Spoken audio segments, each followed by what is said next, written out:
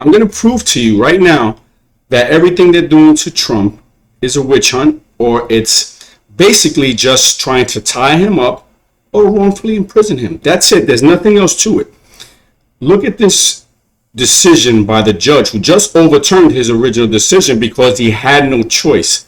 Trump attorney.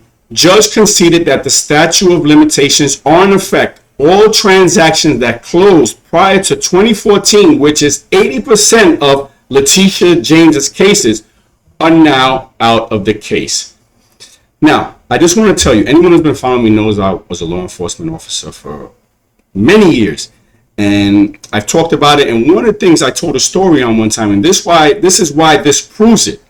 There's no way Letitia James charged him with these civil crimes and didn't know that there was a statute of limitations on it. And I'm going to revert back to something that happened to me many years ago. And I talked about this before.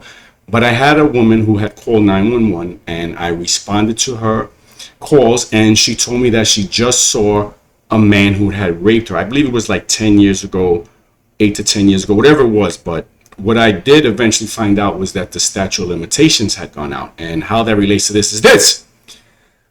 When she told me what happened, I was like, all right, let's go get this guy. But before I did that, I called the DA's office and I told them what I had. And they said, hold on. And they tried to locate her initial complaint, which was about 10 years ago. And when they found it, they called me back and said, yes, she did make the case, that she did make the report. However, we couldn't arrest the guy because the statute of limitations had ran out and they had nothing that they could do any further. So there you have it. Before I could even go further, arrest this guy or do anything else, I already knew that the statute of limitations had ran and there's nothing that they could do. So there's no way they didn't know the statute of limitations had already run out on these so-called crimes that they wanted to put against Trump. So why did they do it? Why did they do it is the question. We know all the people with TDS are going to say he just needs to be brought in. However, we do have rules, laws, regulations that prohibit this. So again, I ask, why did they push on with these knowing that the statute of limitations run out? Well, you can decide. If you're an honest thinking person and you understand what's happening, you already know. But if you're a person who's on the cusp and see that something is potentially wrong, and then you see this case, you have to ask yourself, why would they do this knowing what we now know, that the statute of limitations ran out?